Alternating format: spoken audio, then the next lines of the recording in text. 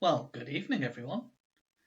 I hope you're well, and I hope you've had a nice week. Oh, and of course, there's a friendly reminder that tomorrow is bank holiday, or at least I think it is. I'm kind of unsure. We'll find out if I don't do any work tomorrow and get told off. We'll see. I'm pretty sure it's bank holiday. Anyway, so today I thought we'd move on from websites a bit onto something a little bit more advanced. It's all very well making your own website from scratch, but that's not really what it's like in the real world of web development. And usually in the real world of web development, you are given, you're writing HTML, you're writing CSS and JavaScript, and you're working to a style. And when it comes to websites, it's all about how they look and how they feel and how they're styled. And, well, by that, I mean, it wouldn't be very good if you go on to one page of Google and it looks completely different to a different page of Google. They've all got these themes, these underlying... What's a better word for style, other than style? Let's just use style. So I thought today we'd actually work from a website that's already made. So I've made a little bit of a website for you that's got the HTML and the CSS already written. And of course, me being me, I just had to put a retro spin on it because I love retro stuff, in case that's not immediately obvious. So the first stage is to grab a hold of a copy of the scripts we're working with, the HTML and the CSS. So if you open up a browser and go to technocamps.com,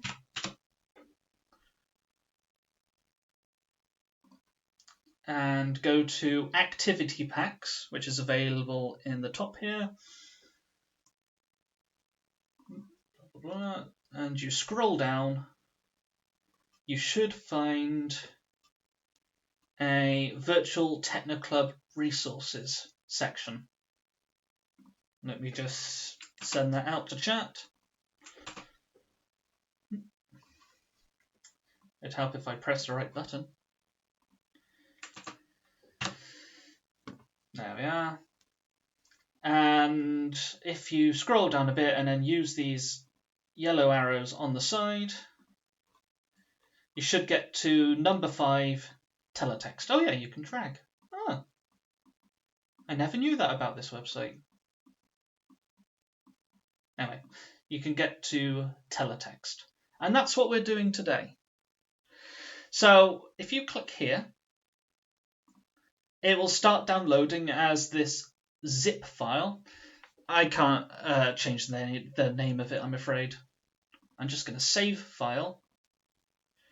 And I'm going to save it in my documents. Let's just save it there. And whilst that's downloading, let me tell you a little bit about Teletext. Now, when I was a very young lad, I would wake up very early in the morning before school. And back then, on TV, there were only 4 channels. You had BBC One, BBC Two, ITV, and Channel 4, and nothing else. And I would come down in the morning, and of course I wanted to watch cartoons. And cartoons were on at BBC Two, but BBC Two didn't start until 7 o'clock. And sometimes I'd come down in the morning and it'd be about 15 minutes before 7. It'd be quite early. And so what would I watch? Well, on BBC Two, early in the morning, they'd have something called Pages from CFAX. Now, CFAX, brilliant. Let's just get the Wikipedia up on it. So back in the 70s, the BBC developed in 1974 a wonderful technique of getting data to people in their living rooms without the internet. There was no internet around here. So what did they use instead? They used Teletext. And Teletext was available in different flavours. You could have the BBC flavour of Teletext, which was called CFAX. ITV and Channel 4 had an Oracle, as their Teletext service. And what this was a brilliant sort of interactive way of finding out news or sport or weather or whatever you wanted. As all you had to do was press buttons on your TV remote. And as you can see, it looked very basic, but my word, it was beautiful. And well, basically they shut it down in 2009, and I've missed it ever since. And I thought, why not make our own? So in those files that you should have downloaded by now, that's going to be a zip folder, so I'm going to extract that zip folder.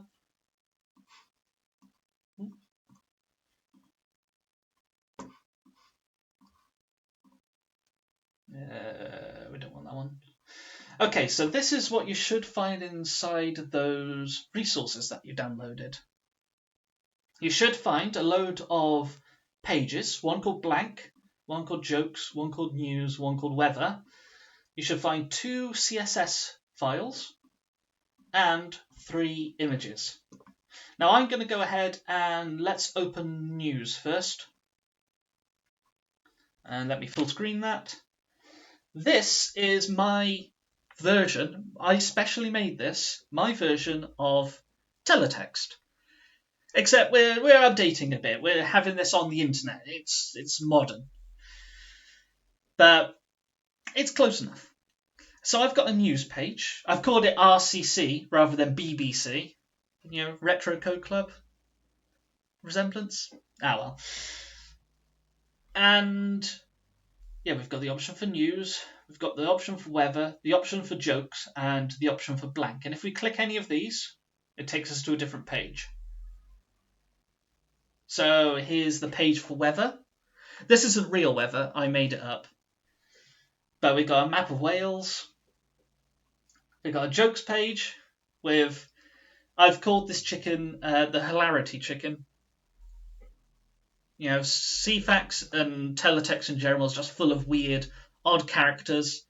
And you can find jokes, you can find game reviews, you can find the top 40 music charts, all that kind of stuff.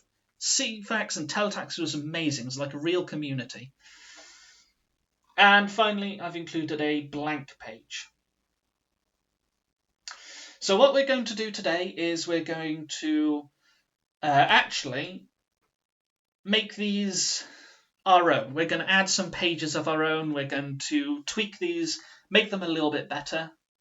I mean, there's a couple of problems at the moment. If I go back to news, we can see that at the top here, it says it's the 5th of May. It's not. It's the 7th of May. Oh. And we can see that, according to this, it's, well, 7:45 on the 5th of May. That's not right. So we need to update that. But how do we get it to update constantly? And these, well, they're stacked in a row, but they need to be side by side. Otherwise, they're going to look ugly. So we've got a little bit of editing to do. So first things first, I would like you to choose one of these sites. It can either be news, weather, jokes, or blank. Just choose whichever one that you want to edit. I don't need that anymore. I'm going to edit news first because I'm boring. You find which one it is. So blank.html, jokes.html, news.html, or weather.html. And you right click and you open with, or you edit, and you choose whichever text editor you've got installed. If you're on Mac, it's going to be TextEdit. If you're on Windows, it's going to be Notepad. And if you're on Linux, it's going to be LeafPad or something like that. I've got something installed called Notepad++. And I'm just going to use that one because it's a lot easier to see things.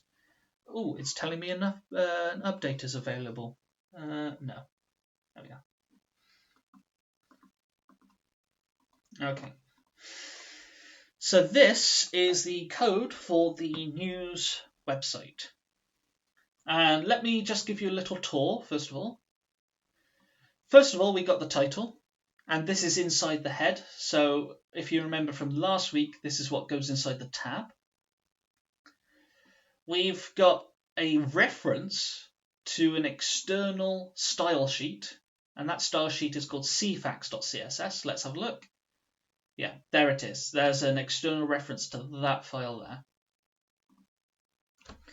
We've got an external reference to another CSS file called colors.css. And then we've got this chunk here. Do I want to mention that today? No, not really. It's not important. Okay. What you see here is how we write a comment in HTML, how we write a little bit of extra information for us, the web developers, without actually putting it on the screen, so the user can't see this. Okay, so that finishes the head. Let's have a look at what's in the body. Okay, so last time we played around with just putting things straight into the body. So H1 tags, P tags, image tags, and so forth. Here's another kind of tag. It's the div tag. And the div tag is your friend, is the most important tag in HTML. And you can imagine div as being a sort of invisible box. And we can put stuff inside the div. And of course, because the box is invisible, you can see what's inside the box. But it just helps really organize things and keep things in neat little packages. And stops things getting a little bit too sprawling. So, for example, if I wrote a H1 tag here, I'm not going to actually write one. Say I wrote something here, then that would basically be as wide as the text inside it. It'd be as wide as this sentence here. Now, if I got rid of that and I put it inside a div, so div, and then I put in my H1, and then I did a /div. This H1, rather than being the size of this piece of text here, it would actually be the size of this div. So if I were to somehow, let's say, width equals, wrong key, 100 pixels, if I set that div to be 100 pixels, then this H1 will not go over 100 pixels. So, yeah, the only real way to explain it is like a box, and it just boxes things up nice. But we're not going to add any divs today. We're just going to use the ones that are already written. Now, the very first thing we come across is this bar along the top, the bar that says P100 RCCFAX 100 Tuesday the 5th of May 7:45 at night. This is my first div, and I can tell it's my first div because if I go here to the div, this div here, I've called it by a name. I've given it an ID. I said ID equals speech mark header close speech mark. And inside that div, we can find all the things that we found along the top here. So P100, is that there? Yeah, we got P100. We got RCCFAX. We got 100. We've got Tuesday the 5th of May. And we've got the time.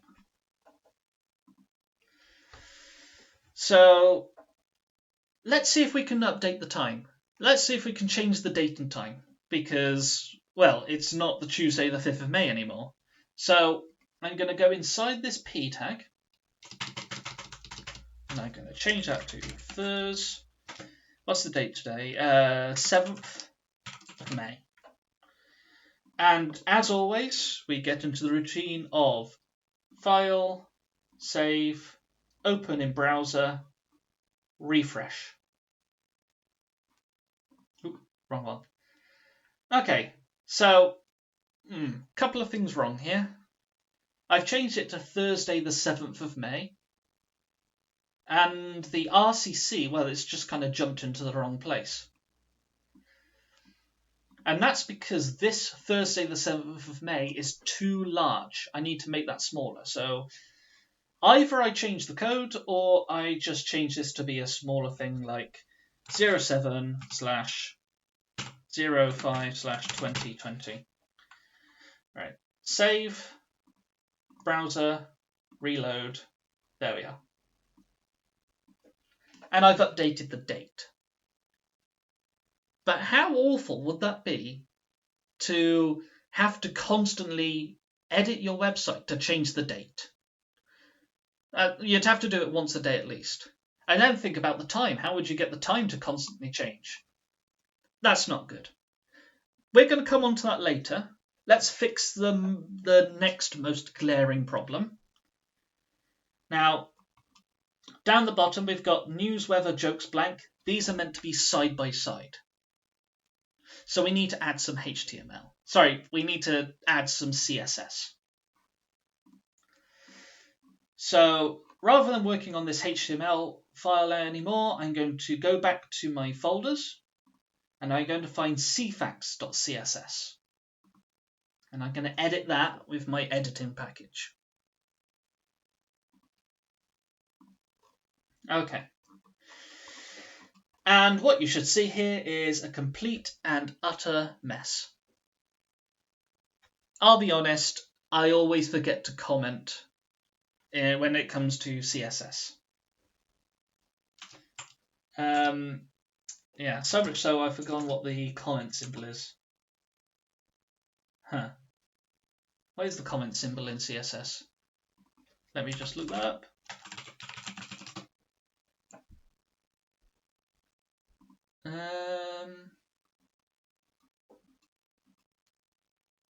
Oh, yeah. I remember now. Yeah. So, when it comes to writing any bit of code or script, always comment about what you're doing. So at the top line here, what is this doing? Well, to comment, I do a slash and an asterisk, and I type in my comment. So this line sets the margin and padding of everything. And to finish my comment, I do an asterisk and another slash. So to start a comment, slash asterisk. To end a comment, asterisk slash. Okay, with that out of the way, I'm going to explain a little bit about what my thinking is for here. So we can see that the very first tag we come up to is body. And if we look in our HTML, this refers to this body tag here. So anything that I write between this curly bracket and this curly bracket are going to be styling rules for the body. So what rules have I set? Well, didn't mean to do that. Well, I set the width of the body to be 768 pixels, and I've set the height to be 576 pixels. Why have I chosen that? Well, that's the resolution of an old-fashioned European television, because CFAX used to run on the TV. Color here changes the color of the text, the default color of the text. So my default text color is going to be white, and this is the background color, and the default background color is going to be black. Now, this is a wonderful little bit of code here. You may look at any modern website and see everything's very central. It's not stuck over to the left or to the right like you might end up if you made your own website. And that's because of this little CSS rule. And it's called the margin. And if I set the margin to 0 and auto, basically that forces your body to be in the center of the web page. And if we look back, yes, it is. It's a bit hard to see on my small screen, but if I zoom out a load, we can see that it stays in the center no matter what. And there we have the font family. Now, I was explaining to others who asked this question, there are only certain fonts that work on the web. And either you hope that the user has it installed or the browser supports it, or if not, then your font's not going to work. So how do people get around that? Well, when it comes to writing CSS, you write font family and you put the list of fonts in the order that your user's browser should default to. So when my browser loads up my website, it'll say, do you have Lucida Console? And it asks my computer, do I have this font installed? No. Okay, let's try Monaco then. Do you have Monaco installed? No. Okay, let's try Courier New then. Do I have that installed? No. Okay. Then we move on to the font type. So there's serif, sans serif, and monospace. If the browser has none of those fonts available, it will default to the closest font that is a monospace type font. Anyway, let's move on from all this gubbins and let's actually get our navigation working.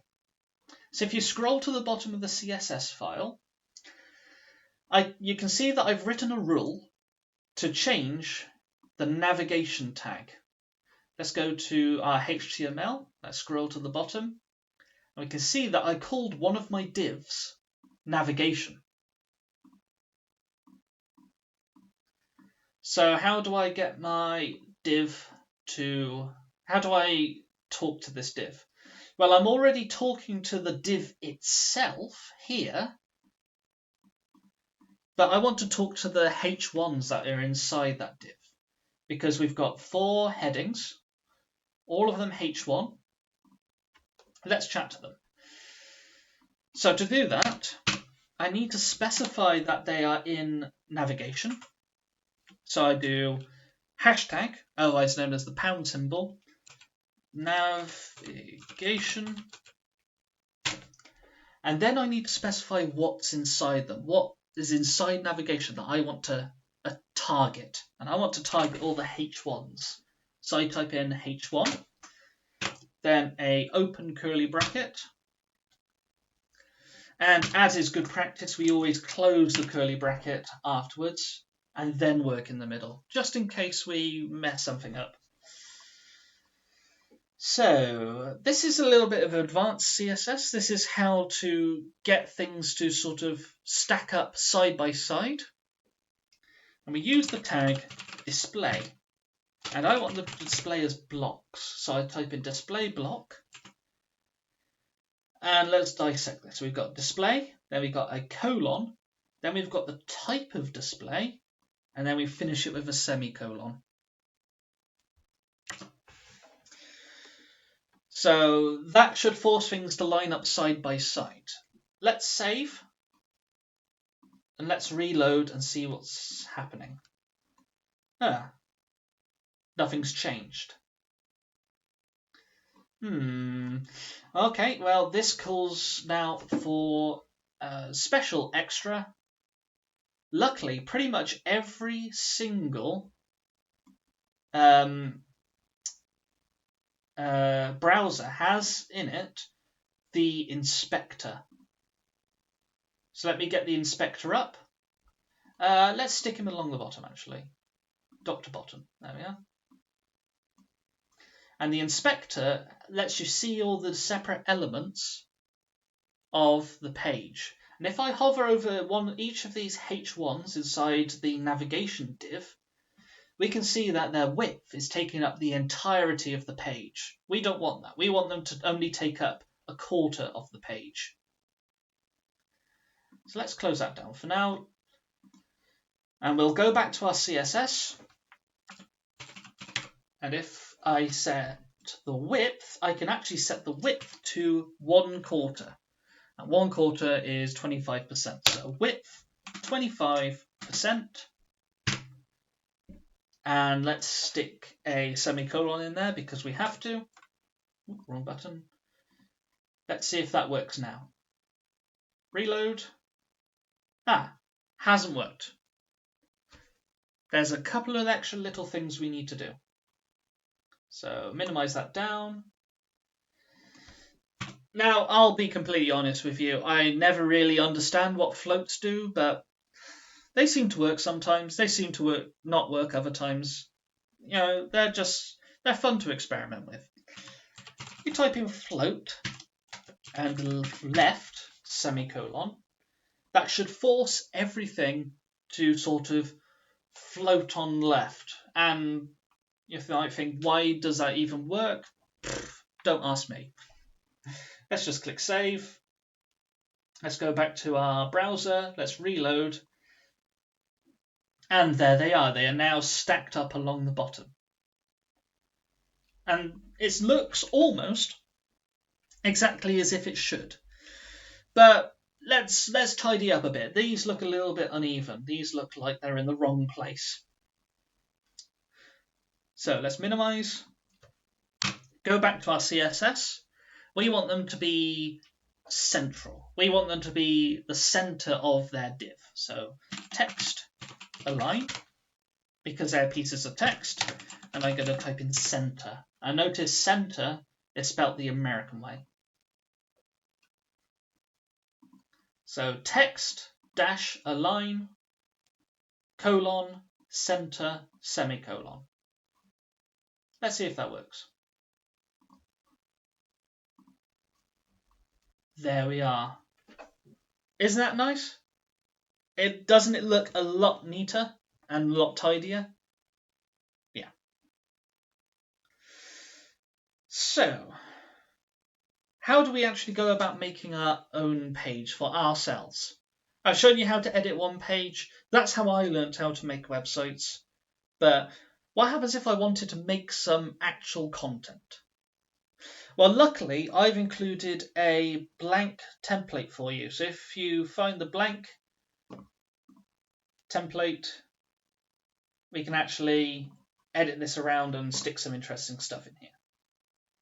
Notice that by changing the CSS, these now work for every single page of the site. But let's go to blank. Let's edit blank. So I can close down news.html now. I can go back to my file browser and I can find blank.html. Let's edit that. Okay. So the first thing we want to change, we want to change the title of this website. I want you to make this your own. I want you to add what you want. Just make it fun. So what am I going to do? Let's do...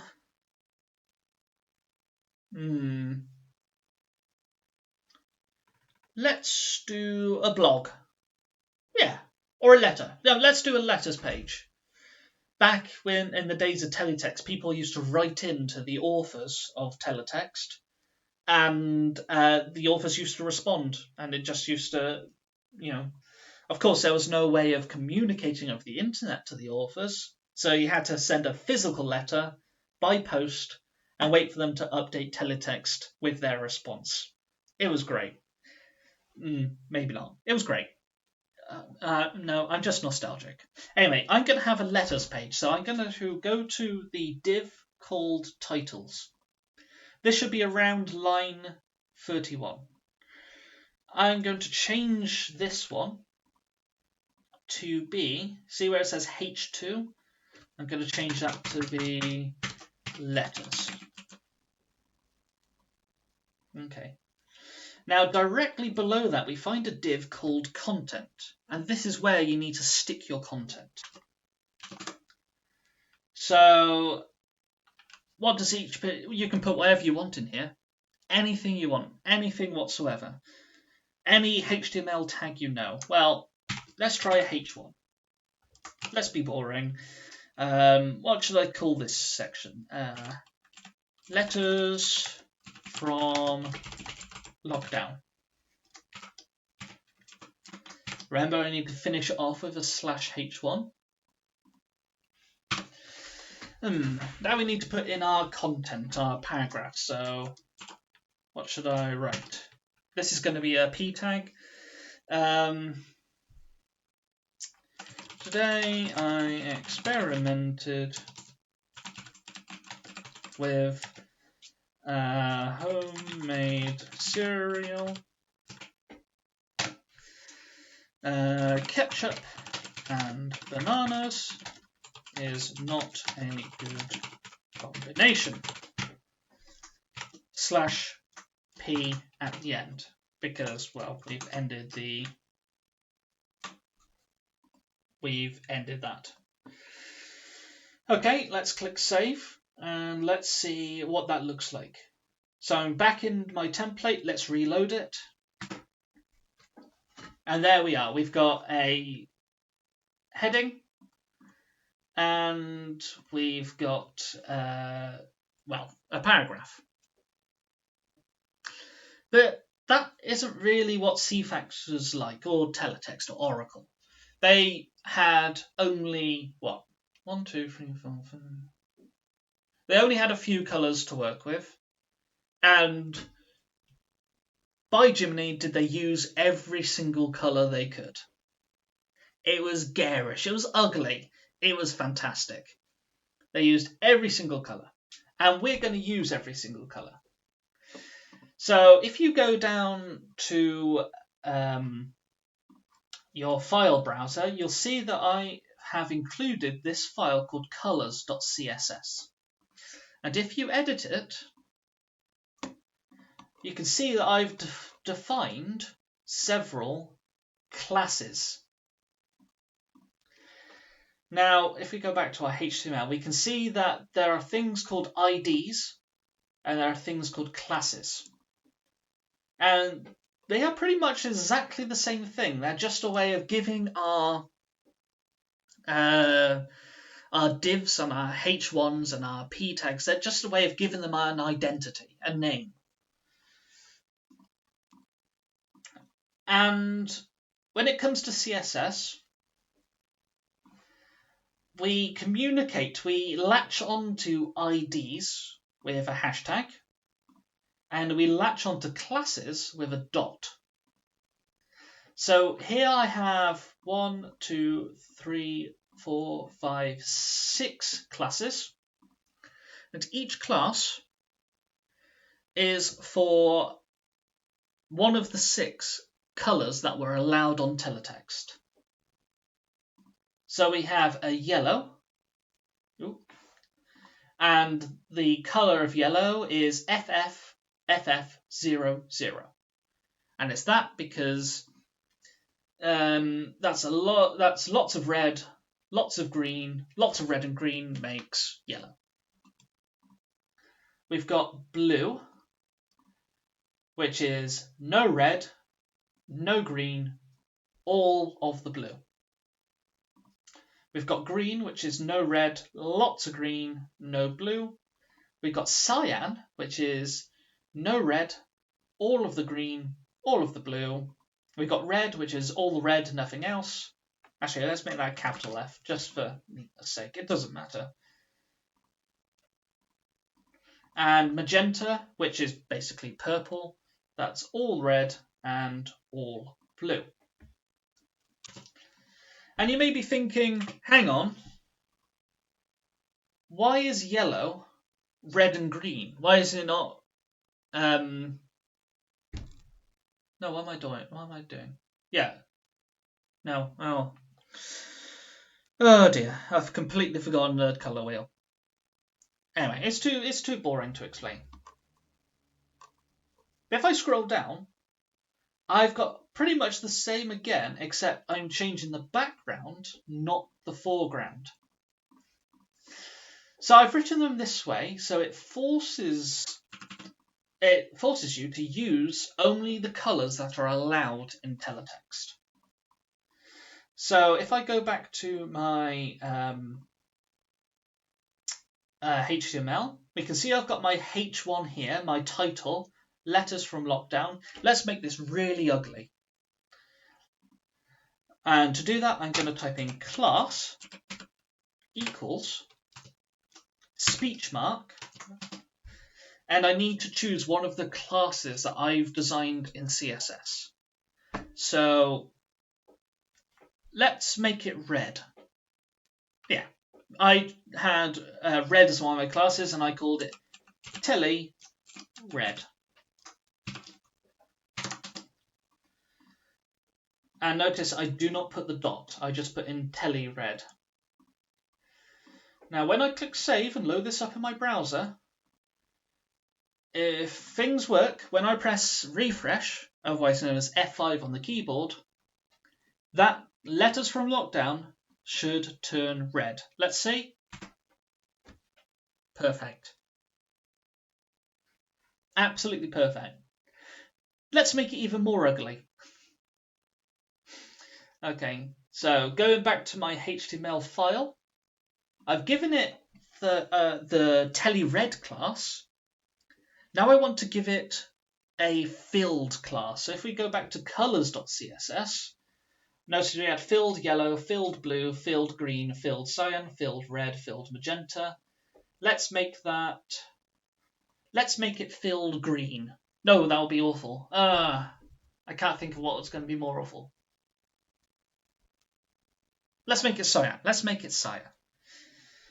And to do that, inside the class tag, inside the class attribute, these are called. After TeleRed, I'm going to put one space, and I'm going to put the name of the class that I want to also apply to it. I'm applying two classes at once. Filled. What did I decide on? Cyan. Filled cyan. Let's click save. And let's load it back up. Press F5 to refresh. Oh, look at that. Isn't that a feast for the eyes? So that's how we can change things around, make them more pretty, more ugly, whatever you want to call it. Let's let's actually add some JavaScript in now. Okay, so I'm going to go back to my HTML. Now, we wanted the bits at the top, just to remind you, we wanted the date and the time to automatically update. And we can't do that easily without using a little bit of JavaScript. Now, JavaScript is what adds interactivity to a website. It's known as client-side scripting. So if I go over to my HTML file, now notice at the top I left a space to put in a script. So it says, this is inside the head now, it says script, and then underneath script is a load of blank space, and then /script to end it. It's in between these two tags that I need to write my JavaScript. So let's tell the time. Actually, no, let's set the date first. Let's set the date. The date's the easier one to do. And for that, I need a function. And that function I'm going to call every time I want the date to update. Oh, I get why they call it update now. Because it updates the date on the... never mind. So, what's the keyword in JavaScript for making a function? Well, imaginatively, it's function. Now I need to give my function a name, and I'm going to call this update date. Sorry, just makes me chuckle. And because it's a function, it needs an open bracket and a closed bracket at the end of it. And JavaScript is one of those languages that uses curly brackets. So after that, I'm going to type in a curly bracket, press enter again, and then I'm going to put a closing bracket. And it needs a closing bracket because all that's within my function is going to be inside those brackets. So we want to grab the date, and for that we're going to need the date object. JavaScript likes to do everything with objects.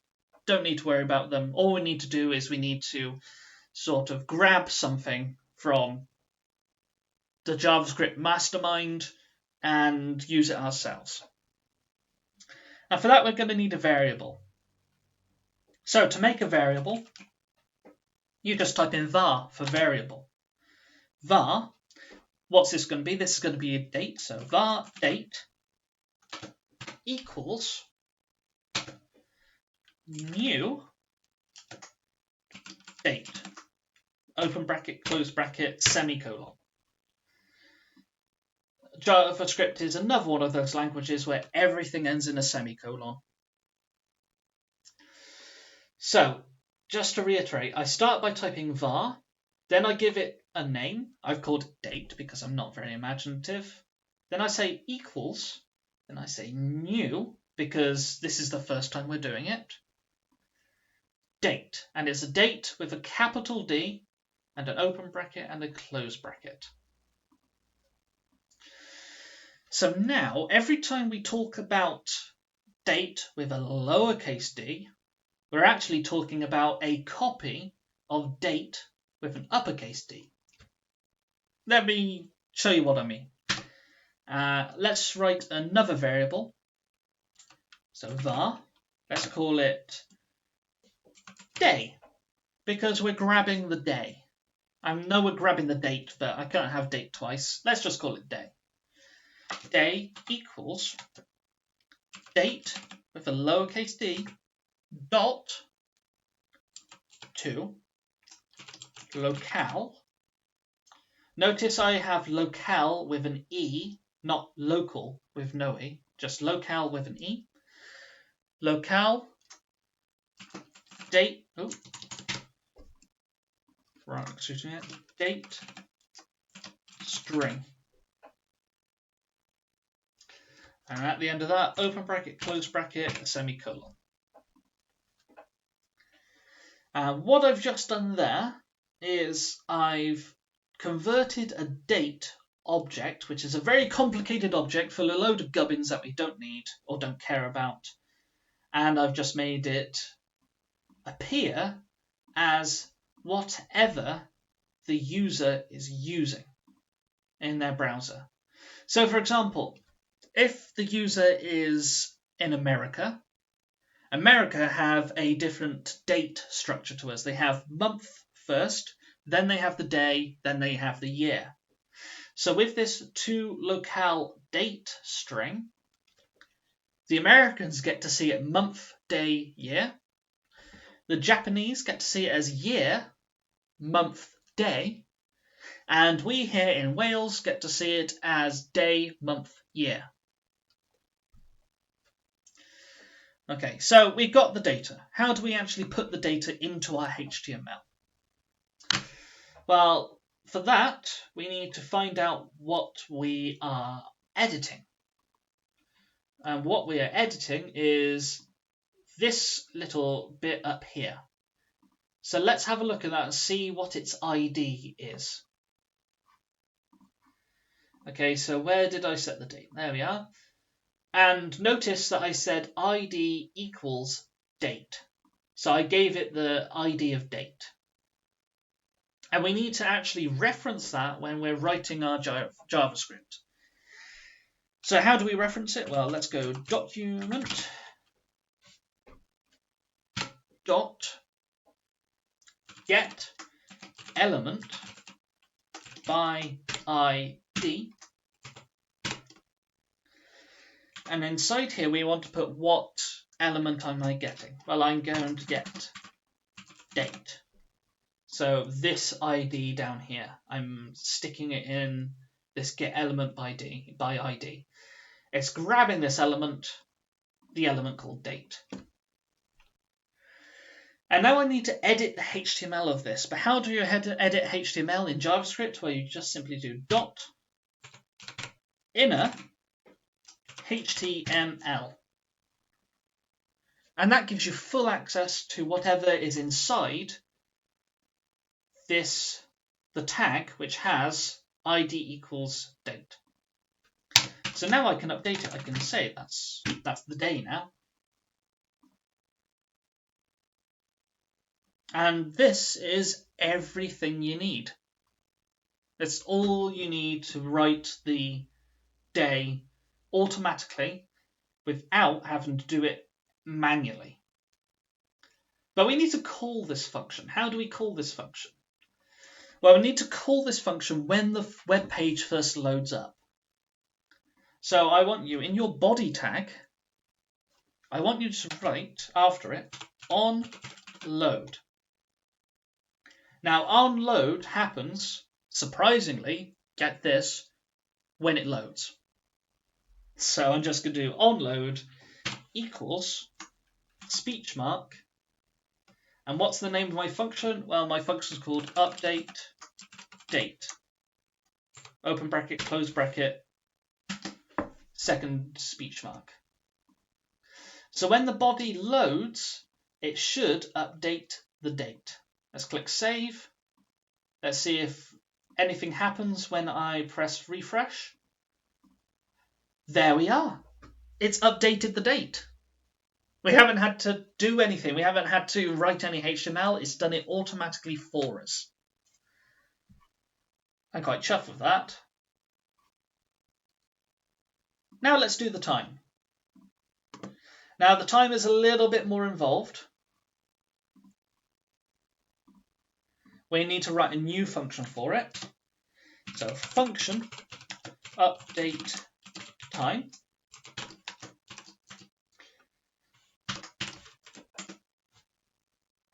It doesn't have to be update time. I could call this, I don't know, Jeffrey if I wanted to. But it's always good to make it a sensible name. And update time is almost exactly like update date, but with a few key differences. So the first line is exactly the same. So var date equals new date, open bracket, close bracket, semicolon. So far they're identical. But on the next line, rather than creating a day, I'm going to create a time. So var time equals date dot to locale. Now, if the first one is locale date string, what do we think we use here? We use locale time string. Open bracket, close bracket, semicolon. And the next line is almost identical again. Document dot get element by ID, speech mark. But what element are we trying to get? If we type in date here, like in the function above, then it's going to be editing the wrong the wrong part. We want this one down here. We want this one whose ID is time.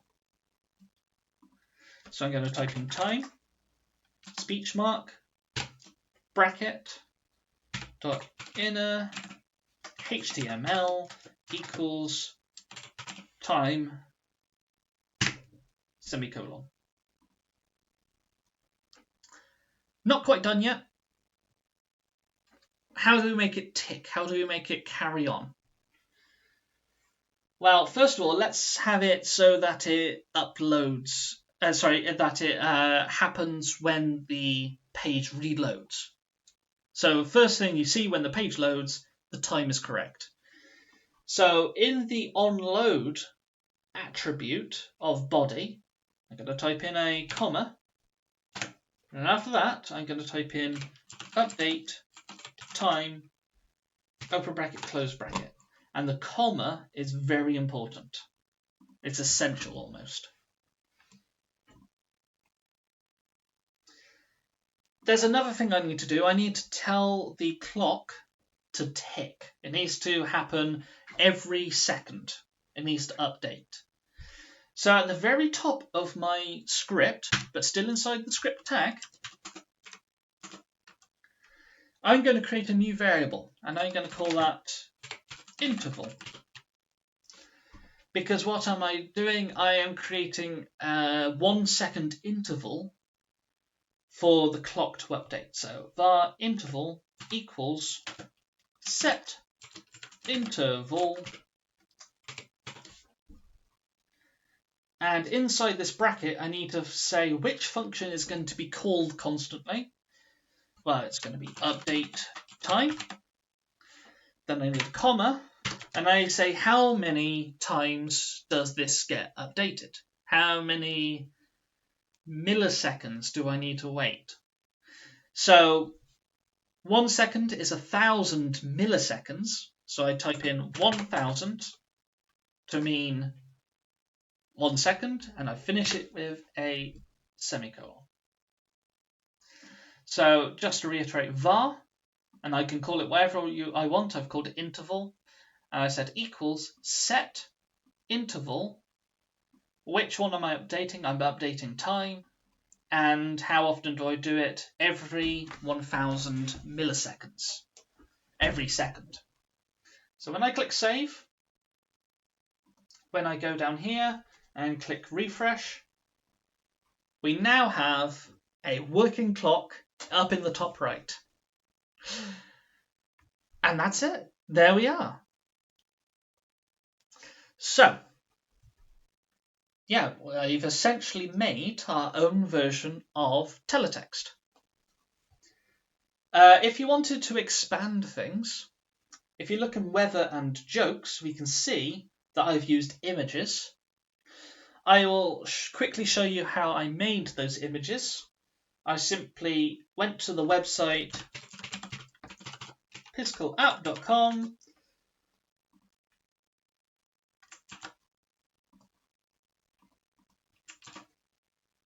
Nope. Why didn't that copy? I was just trying to write that in chat. Come on. There you are. Copy.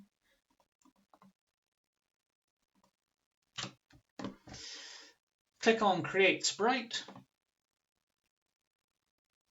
Now I need to set it at a sensible resolution. So if I go over to resize, I can change this to be 64 by 64, click resize, and I can start drawing to my heart's content. And notice it looks best if you only use the colors that are allowed by Teletext. So if you look in colors.css, you'll find things like 0000FF for blue, or FF0000 for red, or 00FF00 for green, or when you start mixing them up, FFFF00 for yellow, and finally FF00FF for magenta. Let's just quickly draw something with magenta. I don't know.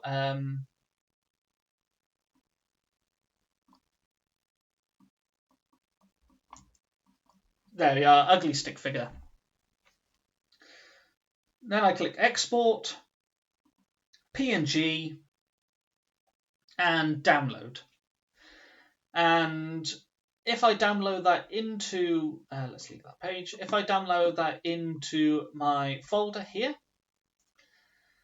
we should see it there. And if you look in the pages weather.html and look in content, it'll show you how I've added that in. So that's a good way of understanding how websites work. It's just adding your own images, making fun things happen. Back when I was in secondary school, I used to take the school's website and just add my own crazy images on there. It wouldn't affect the real website, it'd just be a copy that I had on my computer. But I'd replace the school logo with a goat or something fun like that. And that's really how I learned to use websites, about how to create websites. So that's pretty much it from me. That's how we can change things around. Just take those resources, just edit them as much as you like, see what you can get out of them. You know, you might find some good stuff. But before you go, I wanted to show you what it was like for me as a child looking at pages from CFAX or Oracle or Teletext. So I'm going to show you what it actually looked like. Now, for this section, if you're sensitive to flashing images, you might want to look away for the last part of this stream. So, yeah, watch out for that. But otherwise, is this on? Is this working? There we are. There's my TV. Let me switch it on.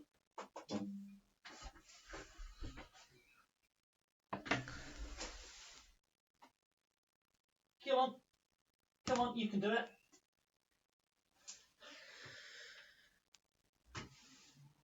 Oh.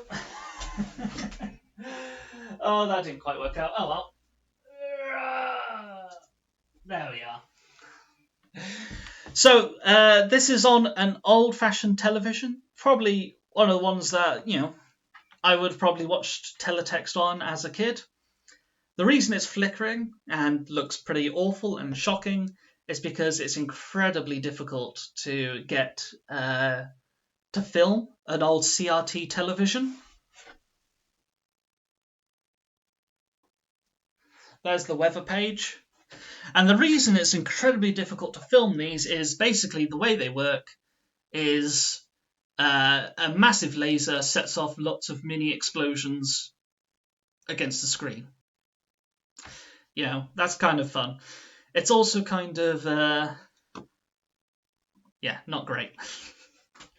And that's why it's flickering so much. In fact, if I show you this photo I took with my high-powered camera, we can actually see a little bit of how they work. We can see the jokes page, and you see that line running down the middle. That's the actual path of the laser gun. And that's what happens. It goes side to side from top to bottom. And as it goes along, it sets off a lot of tiny little reactions with pixels on the screen. And it does that over and over and over again. As soon as it gets to the bottom, it goes to the top again. And during that brief few milliseconds where it goes bottom to top, that's called the vertical blank. And that's where the Teletext service in the 70s used to send its information across. It used to send information hidden in the television transmission that was, you know, the user can't see. It used to send it during that point where that laser gun was moving to the top of the screen again. Sorry, I've waffled on enough. I'm really passionate about Teletext. Anyway, I hope you've had fun and you've got something nice out of this. Stay tuned. Next week we might be seeing something interesting. Well, I don't want to spoil it. Anyway, that's it from me. Have a wonderful weekend. Enjoy your bank holiday and goodbye.